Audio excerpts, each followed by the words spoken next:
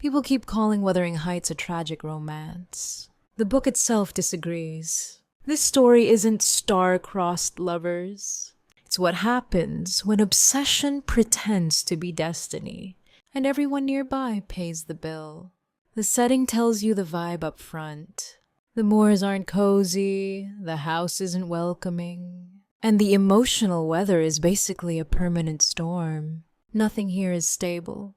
That matters, because Catherine and Heathcliff aren't a refuge from the chaos.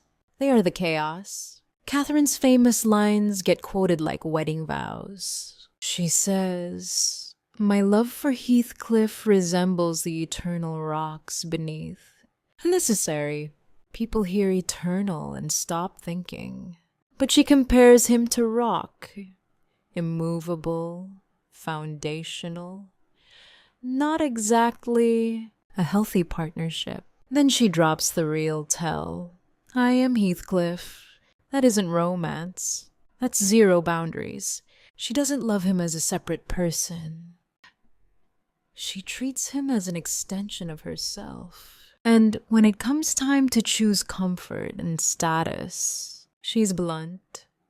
It would degrade me to marry Heathcliff now. So she wants social security and emotional possession. She assumes she can marry one man and keep the other permanently on standby. That's not tragic fate. That's entitlement with good lighting. Heathcliff is no better. After Catherine dies, he cries, I cannot live without my life. I cannot live without my soul. It sounds romantic until you notice what it implies. Catherine isn't allowed to be her own person, even in death. She's framed as something that belongs to him.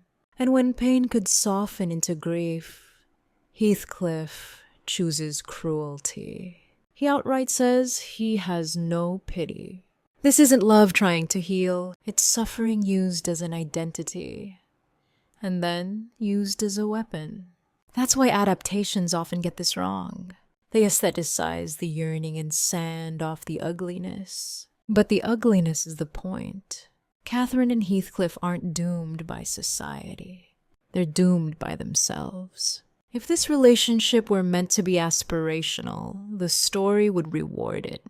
Instead, it isolates it, escalates it, and shows the fallout.